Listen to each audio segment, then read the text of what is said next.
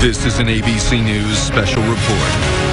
Now reporting, George Stephanopoulos.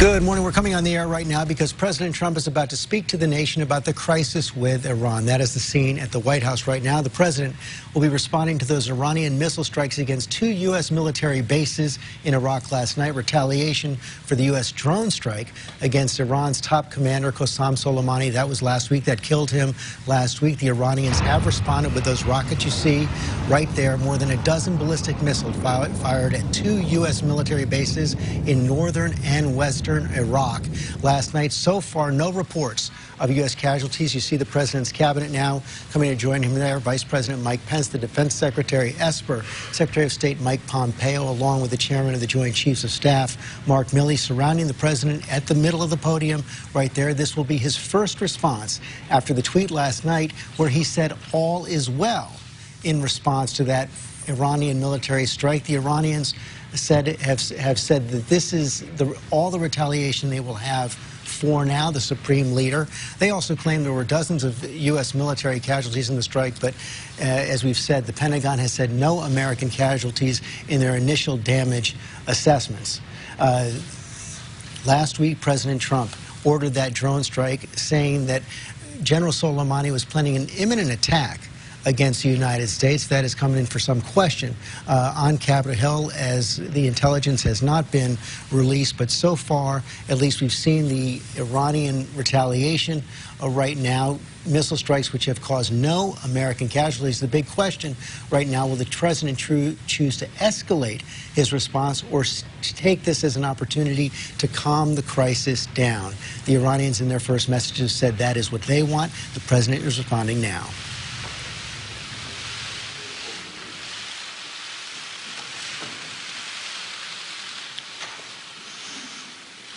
As long as I'm President of the United States, Iran will never be allowed to have a nuclear weapon. Good morning.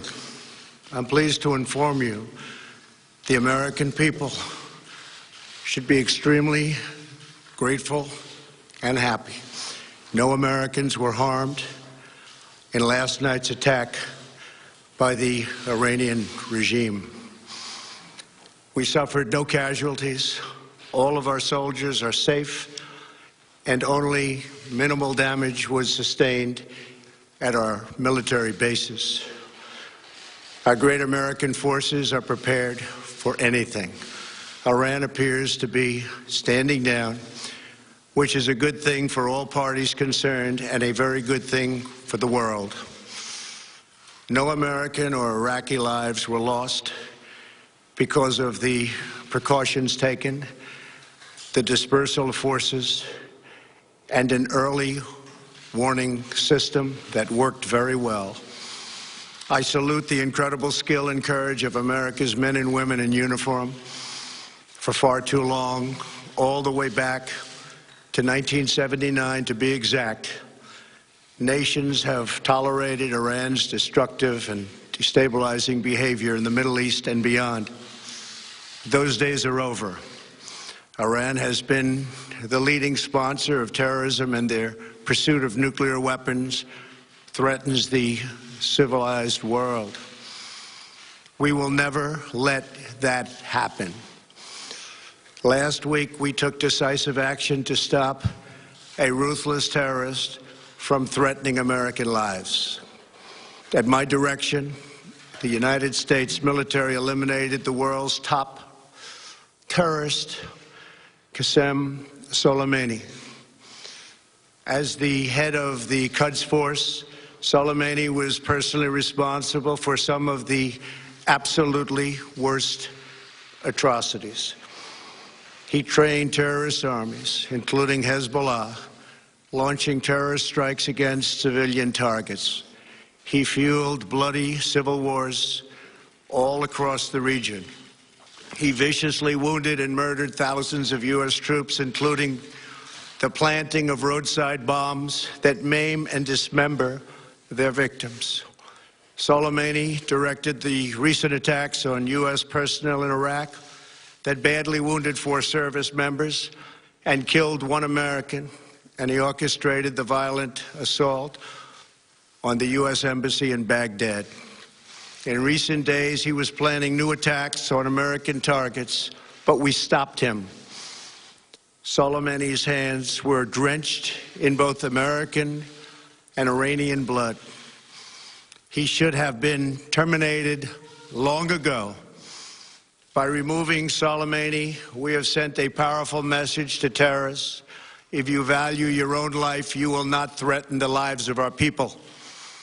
As we continue to evaluate options in response to Iranian aggression, the United States will immediately impose additional punishing economic sanctions on the Iranian regime.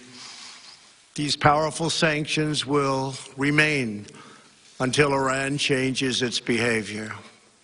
In recent months alone, Iran has seized ships in international waters, fired an unprovoked strike on Saudi Arabia, and shot down 2 U.S. drones. Iran's hostilities substantially increased after the foolish Iran nuclear deal was signed in 2013, and they were given $150 billion, not to mention $1.8 billion in cash. Instead of saying thank you to the United States, they chanted death to America. In fact, they chanted death to America the day the agreement was signed. Then Iran went on a terror spree, funded by the money from the deal, and created hell in Yemen, Syria, Lebanon, Afghanistan, and Iraq. The missiles fired last night at us and our allies were paid for with the funds made available by the last administration. The regime also greatly tightened the reins on their own country, even recently killing 1,500 people at the many protests that are taking place all throughout Iran. The very defective JCPOA expires shortly anyway and gives Iran a clear and quick path to nuclear breakout. Iran must abandon its nuclear ambitions and end its support for terrorism. The time has come for the United Kingdom, Germany, France, Russia, and China to recognize this reality. They must now break away from the remnants of the Iran deal, or JCPOA. And we must all work together toward making a deal with Iran that makes the world a safer and more peaceful place. We must also make a deal that allows Iran to thrive and prosper and take advantage of its enormous untapped potential. Iran can be a great country. Peace and stability cannot prevail in the Middle East as long as Iran continues to foment violence, unrest, hatred, and war. The civilized world must send a clear and unified message to the Iranian regime. Your campaign of terror, murder, mayhem will not be tolerated any longer. It will not be allowed to go forward. Today, I am going to ask NATO to become much more involved in the Middle East process. Over the last 3 years, under my leadership, our economy is stronger than ever before, and America has achieved energy independence. These historic accomplishments change our strategic priorities. These are accomplishments that nobody thought were possible. And options in the Middle East became available. We are now the #1 producer of oil and natural gas anywhere in the world. We are independent, and we do not need Middle East oil. The American military has been completely rebuilt under my administration at a cost of $2.5 trillion. U.S. armed forces are stronger than ever before. Our missiles are big, powerful, accurate, lethal, and fast. Under construction are many hypersonic missiles. The fact that we have this great military and equipment, however, does not mean we have to use it. We do not want to use it.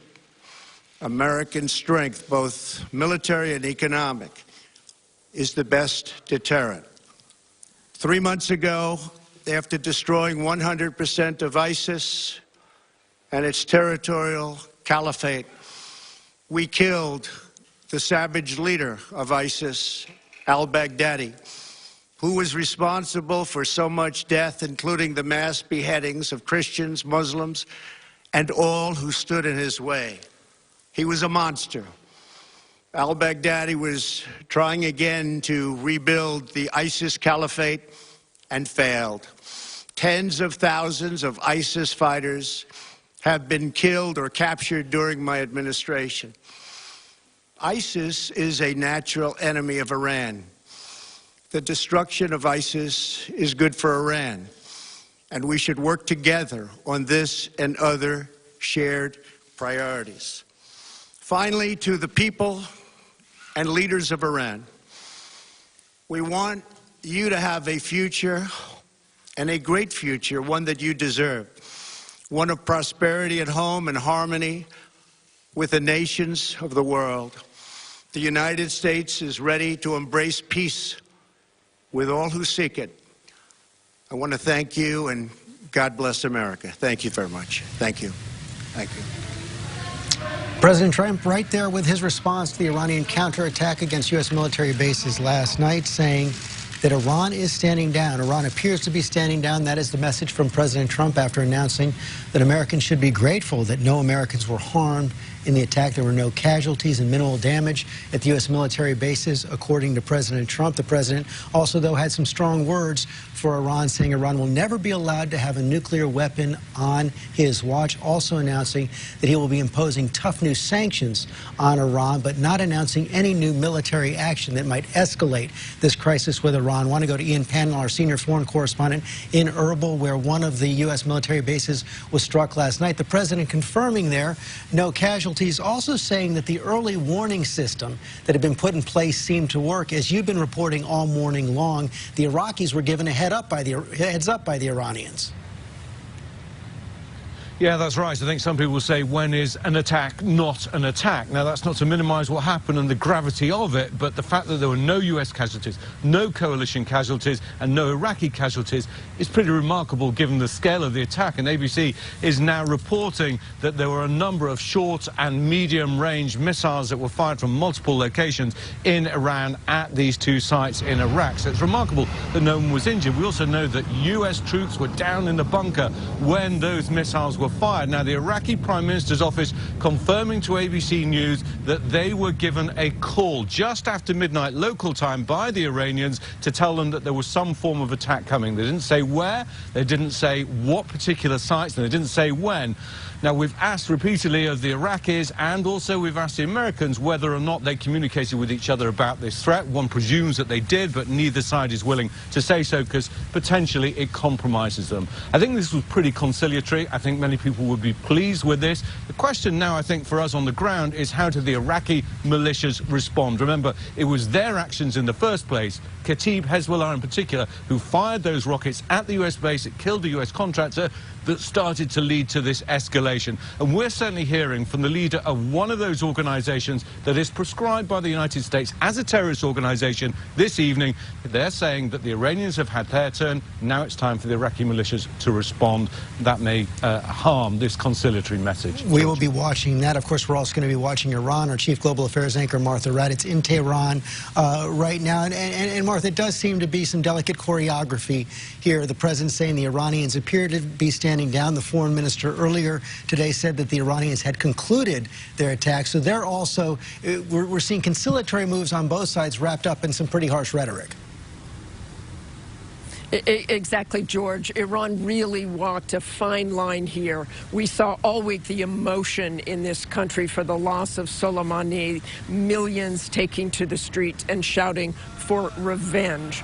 But the Iranian officials had to know that they would be ending up in a huge conflict if they made a very, very massive attack somewhere. So they walked that line very well. They appeased the people here in so many ways, taking out some sort of retaliatory attack, but no loss of life and no larger conflict. The Iranians, the foreign minister told me that if they do not attack again, if the United States does not take military action, Iran will not either. George. Martha Raddatz, thanks. Cecilia Vega at the White House. Cecilia, the president declaring something of a victory here, also reinforcing that message that he had several days ago after the killing of General Soleimani. The United States does not want a war.